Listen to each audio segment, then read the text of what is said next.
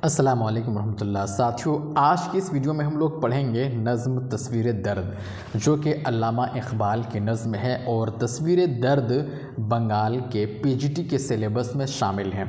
तो इस नज़्म को हम लोग डिटेल में पढ़ने वाले हैं और इसके रिगार्डिंग जो भी एमसीक्यूज़ बन सकते हैं एग्ज़ाम के हवाले से सारे एमसीक्यूज़ को मैंने तैयार किया है। सबसे पहले हम लोग नज़्म का जो पस मंज़र है उसको देखेंगे, उसके बाद एमसीक्यूज़ को देखेंगे और तस्वीर दर्द से रिलेटेड जो भी इम्पोर्टेंट निकात हैं उसको भी हम लोग इस वीडियो में डिस्कस करने वाले हैं। और जहाँ तक अल्लामा इक़बाल की हयात व ख़िदमत का ताल्लुक़ है तो इसके रिगार्डिंग वीडियो ऑलरेडी बनाया गया है, मौजूद है और इसके रिगार्डिंग एमसीक्यूज़ भी, मारूज़ी सवालात भी बहुत ही अच्छे अंदाज से मैंने कराया है। उस वीडियो को आप जाकर देख लें तो आपका ये कंप्लीट हो जाएगा। इस वीडियो में हम लोग नज़्म तस्वीर दर्द को देखेंगे। आप अगला जो वीडियो है इससे पहले जो मैंने वीडियो बनाया है वो प्लेलिस्ट में शामिल है, मौजूद है। अल्लामा इक़बाल के हयात व ख़िदमत के ताल्लुक़ से जितने भी एमसीक्यूज़ हैं उसको देख लीजिए। उसके बाद ये वीडियो देखेंगे तो आपकी तैयारी कंप्लीट हो जाएगी। ठीक है दोस्तों, तो शुरू करते हैं दोस्तों आज का ये वीडियो नज़्म तस्वीर दर्द, जो कि अल्लामा इक़बाल की मशहूर नज़्म है। सबसे पहले नज़्म का पस मंज़र को देखते हैं। ठीक है, ये नज़्म अल्लामा इक़बाल ने 1904 के आगाज़ में लिखी है। कब लिखी है ये नज़्म यानी तस्वीर दर्द? अल्लामा इक़बाल ने 1904 के आसपास यानी 1904 के आगाज़ में, शुरुआत में लिखी है। जिस वक्त अल्लामा इक़बाल की उम्र करीब 30 बरस की थी। उस वक्त अल्लामा इक़बाल की उम्र कितनी थी? महज 30 बरस के थे। अल्लामा इक़बाल की उम्र उस वक्त कितनी थी? 30 बरस की थी। 1857 के बाद हिंदुस्तान के अंदर जो हालात पैदा हुए और जिस तरह जुल्म सितम हुआ, हिंदुस्तानी अंग्रेज़ों के ग़ुलाम बन गए। बरतानवी हुकूमत के जुल्म सितम हिंदुस्तानियों को मजहबी लड़ाइयों में बांटने की भी कोशिश की। तो 1857 के बाद क्या है कि अंग्रेज़ों ने क्या है हिंदुस्तानियों के ऊपर बहुत ज़्यादा जुल्म सितम किया, उन्हें परेशान किया और यही नहीं छोड़ा बल्कि मुसलमानों को और हिंदुओं को मजहबी लड़ाइयों में बांटने की भी कोशिश की। तो इक़बाल ने इन तमाम चीज़ों को महसूस किया। 1857 के बाद जो मुल्क में हुआ, जिस तरह के हालात पैदा हुए, इन तमाम चीज़ों को क्या किया अल्लामा इक़बाल ने महसूस किया और दिल की कैफ़ियत को तस्वीर दर्द में बयान करने की कोशिश की। और उसके अंदर जो दिल की कैफ़ियत है उसको नज़्म में यानी तस्वीर दर्द जो है उसमें बयान करने की कोशिश की। ठीक है दोस्तों, ये था अल्लामा इक़बाल की नज़्म का पस मंज़र। आगे देखते हैं, नज़्म तस्वीर दर्द बांगे देरा में शामिल है। किस में शामिल है? नज़्म तस्वीर जो दर्द है, तस्वीर दर्द, नज़्म तस्वीर दर्द किस में शामिल है? बांगे देरा में शामिल है। बांगे देरा अल्लामा इक़बाल का उर्दू का सबसे पहले शेरी मजमुआ है, सबसे पहला शेरी मजमुआ है। बांगे देरा किसका है? अल्लामा इक़बाल का। और ये उर्दू का, अल्लामा इक़बाल का उर्दू का सबसे पहला शेरी मजमुआ है। इनके फ़ारसी भी शेरी मजमुए हैं लेकिन उर्दू का ये सबसे पहला शेरी मजमुआ है। क्या? बांगे देरा। ठीक है दोस्तों, अब नेक्स्ट पॉइंट देखते हैं। ये नज़्म अल्लामा इक़बाल ने हिमायत इस्लाम के सालाना जलसा 1904 में पढ़ी थी। अल्लामा इक़बाल ने ये नज़्म कब पढ़ी है? 1904 में पढ़ी है। कौन से जलसा में पढ़ी है? अंजुमन हिमायत इस्लाम लाहौर के सालाना जलसे में 1904 में पढ़ी है। ठीक है दोस्तों, नेक्स्ट पॉइंट है मार्च 1904 में इसे माहनामा मखज़न में शाये किया गया। किसमें? माहनामा रिसाला मखज़न में शाये किया गया। उस वक्त 10 बंद और कुल 130 शेर थे। कितने शेर थे? 10 बंद और कुल 130 शेर थे और कहीं कहीं 128 भी है। तो कुल 130 शेर थे। नज़र सानी में दूसरे और 7वें बंद से कुछ हज़फ किए गए। किससे? दूसरे और 7वें बंद से। ठीक है, अगला पॉइंट है, ये नज़्म अंजुमन हिमायत इस्लाम के 19वीं सालाना जलसे में पढ़ी गई। ये जो नज़्म है अंजुमन हिमायत इस्लाम के 19वीं सालाना जलसे में पढ़ी गई। कब पढ़ी गई है? 19वीं सालाना जलसे में पढ़ी गई। ठीक है दोस्तों, नेक्स्ट पॉइंट है बांगे देरा 1924 में शाये हुआ। अल्लामा इक़बाल ने इस मजमुआ को कितने हिस्सों में तकसीम किया है? कितने हिस्सों में तकसीम किया है? 3 हिस्सों में तकसीम किया है। 1905 ईस्वी से 1905 इब्तिदा से लेकर 1905 ईस्वी तक का कलाम, फिर 1905 से लेकर 1908 तक का कलाम, फिर 1908 से लेकर 1924 तक का कलाम इसमें दर्ज है। ठीक है, नेक्स्ट है बांग का माना आवाज़ के हैं। बांग का माना क्या है? आवाज़ के हैं। और दर किसको कहते हैं? घंटी को कहते हैं। या मुराद क्या है? वो घंटी जो काफिला को कूच या रवानगी करने के लिए बजाई जाती है, उस घंटी को क्या कहते हैं? बांगे देना कहते हैं। मुराद कौम के सोए हुए लोगों को बेदार करना। तो यहाँ मुराद क्या है? कौम के सोए हुए लोगों को बेदार करना, उन्हें एकजा करना, उन्हें एकजुट करना और एक प्लेटफॉर्म में लाना। ये क्या है? और एक प्लेटफॉर्म में आकर के अंग्रेज़ों के ख़िलाफ़, बरतानवी हुकूमत के ख़िलाफ़ खड़ा होना, यही क्या है? बांगे देना का मुराद है इससे। ठीक है दोस्तों, अब हम देखेंगे मारूज़ी सवालात। बांगे देना से रिलेटेड जो भी मारूज़ी सवालात हैं उसको देखने वाले हैं। ठीक है, पहला क्वेश्चन है नज़्म तस्वीर दर्द किस मजमूए कलाम में शामिल है? इसी तरह का क्वेश्चन WBSSC में पूछा जा रहा है। तो नज़्म तस्वीर दर्द किस मजमूए कलाम में शामिल है? तो बांगे देना में, बाल जिब्रील में, अरमग़ान हिजाज़ में या ज़रब कलीम में? तो नज़्म तस्वीर दर्द किस मजमूए कलाम में शामिल है? ये किस में शामिल है दोस्तों? बांगे देना में शामिल है। बांगे देना में शामिल है। ठीक है, बांगे देना में शामिल है। नज़्म तस्वीर दर्द किस में शामिल है? बांगे देना में। सही जवाब ऑप्शन ए। ठीक है, क्वेश्चन नंबर 2 है नज़्म तस्वीर दर्द सबसे पहले किस रिसाला में शाये हुई थी? नज़्म तस्वीर दर्द सबसे पहले किस रिसाले में शाये हुई थी? किस में हुई थी? उर्दू मुअल्ला, बे है मखज़न, उसके बाद है जी नक़ूश, दाल है हुमायूं। तो नज़्म तस्वीर दर्द सबसे पहले किस रिसाले में शाये हुई थी? नज़्म तस्वीर दर्द सबसे पहले किस रिसाले में शाये हुई थी? अलिफ या फिर बा या फिर जीम या फिर दाल? तो किस में हुई थी? 2 का हो जाएगा बा, तो मखज़न में। ठीक है, मखज़न में।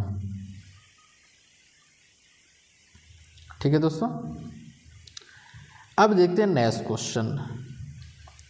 तस्वीर दर्द किस सिन्फ़े अदब से ताल्लुक़ रखती है?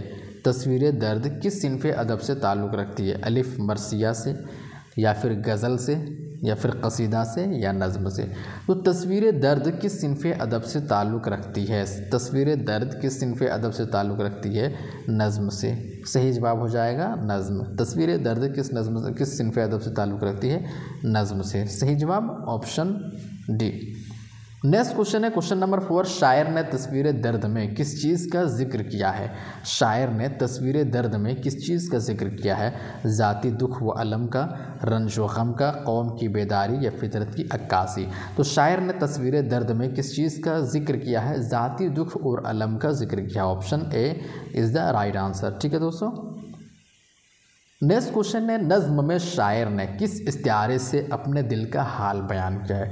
नज़्म में शायर ने किस इस्तिआरे से अपने दिल का हाल बयान किया है? अलिफ है आईना, बे है तस्वीर, जीम है शमा और दाल है तस्वीर। तो नज़्म में शायर ने किस इस्तिआरे से अपने दिल का हाल बयान किया है? तस्वीर से। Option B is the right answer. ठीक है दोस्तों, नेक्स्ट क्वेश्चन है अल्लामा इकबाल ने नज़्म तस्वीर दर्द किस दौर में लिखी है? ये बहुत ही इंपॉर्टेंट क्वेश्चन है।